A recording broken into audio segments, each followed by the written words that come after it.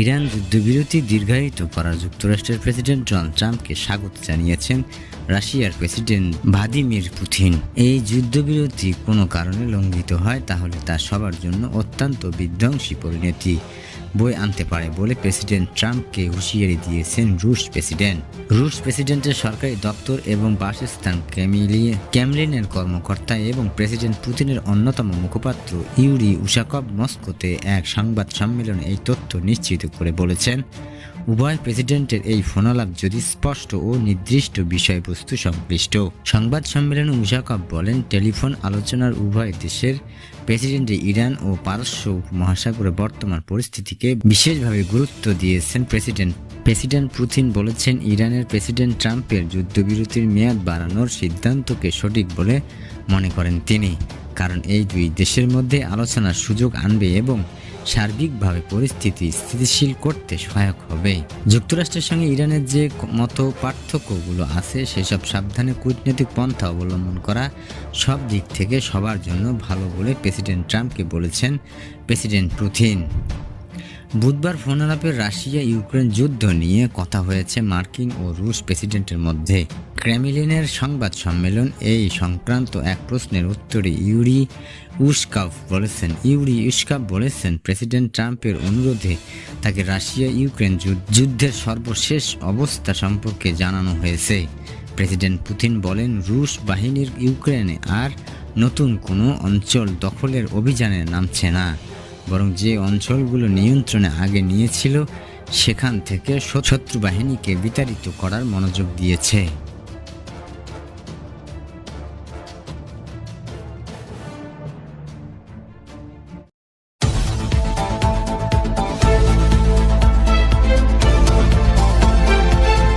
যুক্তরাষ্ট্রের president Donald Trump বলেছেন, Iran যুক্তরাষ্ট্র এবং রাশিয়া ইউক্রেন যুদ্ধ একই সময় শেষ হবে বলে ধারণা করেছেন তিনি।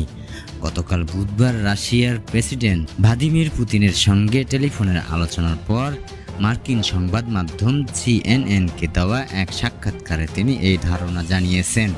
সাক্ষাৎকারটি নিয়েছেন সিএনএনের জ্যেষ্ঠ সাংবাদিক কেন্টলান কলিন্স। প্রেসিডেন্ট ট্রাম্পকে তিনি প্রশ্ন করেছিলেন, যুক্তরাষ্ট্র ইরান আর রাশিয়া ইউক্রেন যুদ্ধের মধ্যে কোনটি আগে শেষ হবে? জবাবে ট্রাম্প বলেন, কোনো যুদ্ধ আগে শেষ হবে? আমার মনে হয় দুই যুদ্ধই একই সময় শেষ হতে পারে। সাময়িকভাবে ইউক্রেন ইতিমধ্যে পরাজিত, ইরানেরও প্রায় একই অবস্থা।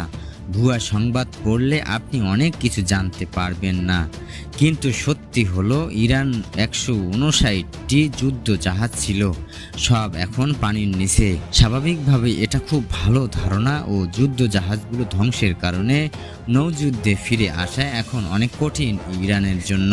উল্লেখ্য, ইরানের পরমাণু প্রকল্প নিয়ে 6 থেকে 26 ফেব্রুয়ারি পর্যন্ত সুইজারল্যান্ডের রাজধানী জেনেভাতে বৈঠক হয় যুক্তরাষ্ট্র ও ইরানের। তারপর কোনো চুক্তি স্বাক্ষর ছাড়াই শেষ হয় সেই বৈঠক। তারপর 28 ফেব্রুয়ারি ইরানে যৌথ সামরিক অভিযান শুরু করে যুক্তরাষ্ট্র ও ইসরায়েল। আর রাশিয়া ইউক্রেনের যুদ্ধ শুরু হয়েছিল 2022 সালের ফেব্রুয়ারি। যুক্তরাষ্ট্রের নেতৃত্বাধীন সামরিক জোট ন্যাটোর সদস্য পদের জন্য ইউক্রেন আবেদন ঘিরে কয়েক বছর ধরে মস্কোর সঙ্গে রিকোভের টানাপোড়েনের চলার পর 2022 সালে 24 ফেব্রুয়ারি রুশ প্রেসিডেন্ট পুতিনের নির্দেশ ইউক্রেন সামরিক অভিযান শুরু করে রুশ বাহিনী। গতকাল বুধবার সিএনএনকে দেওয়া সাক্ষাৎকারে আগে ইরান ও ইউক্রেন যুদ্ধ নিয়ে প্রেসিডেন্ট পুতিনের সঙ্গে 90 মিনিটের ও বেশি সময় ধরে টেলিফোনে কথা হয়েছে প্রেসিডেন্ট ডোনাল্ড ট্রাম্পের। সিএনএনের সাংবাদিক কেন্টলার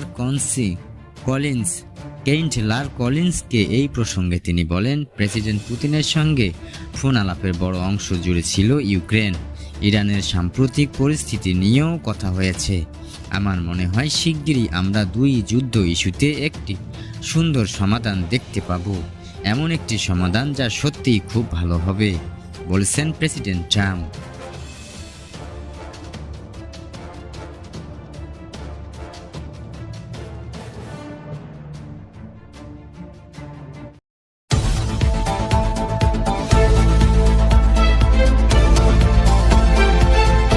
প্রায় 2 মাস পর নিজেদের প্রধান আন্তর্জাতিক বিমানবন্দর ইমাম খামেনি ইন্টারন্যাশনাল এয়ারপোর্ট খুলে দিয়েছে ইরান। আজ সকালে রাজধানী তেহরানে অবস্থিত এই বিমানবন্দরটি খুলে দেওয়া হয়েছে বলে এক প্রতিবেদনে জানিয়েছেন দেশটির আধা সরকারি সংবাদ মাধ্যম মেহের নিউজ। তবে বিমানবন্দর খুললেও পূর্ণ মাত্রার কার্যক্রম বা অপারেশন এখনও চালু হয়নি। মেহের নিউজ প্রতিবেদন অনুসারে আজ শনিবার ওমানের রাজধানী মাস্কাট, তুরস্কের ইস্তাম্বুল শহরে ও সৌদি আরবের মদিনা শহরে যাত্রীবাহী ফ্লাইট চালু করা হয়েছে। ইরানের পরমাণু প্রকল্প এবং ক্ষেপণাস্ত্র কর্মসূচি নিয়ে বেশ কয়েক বছর ধরে টানাপোড়েনের চলার পর গত 28শে ফেব্রুয়ারি তেহরান সহ ইরানের বিভিন্ন শহরে যৌথ বিমান অভিযান শুরু করে যুক্তরাষ্ট্র ও ইসরায়েল শুরু হয় ইরান যুক্তরাষ্ট্র ইসরায়েলের যুদ্ধ শুরুর দিনেই অর্থাৎ 28 ফেব্রুয়ারি নিজেদের আকাশসীমা এবং বিমানবন্দরগুলো বন্ধ করে দিয়েছিল ইরান। টানা 40 দিনের যুদ্ধের পর 8 এপ্রিল 14 দিনের যুদ্ধবিরতির ঘোষণা করে যুক্তরাষ্ট্র। সেই যুদ্ধবিরতি শেষ হওয়া কথা ছিল 22 এপ্রিল, কিন্তু 22 এপ্রিলের আগের দিন 21শে এপ্রিল এক ঘোষণায় ইরানের যুদ্ধবিরতি অনির্দিষ্টকালের জন্য বৃদ্ধি করেন যুক্তরাষ্ট্রের প্রেসিডেন্ট ডোনাল্ড ট্রাম্প। যুদ্ধবিরতির মেয়াদ বৃদ্ধি ও 3 দিন পর নিজেদের প্রধান আন্তর্জাতিক বিমানবন্দর খুলল ইরান।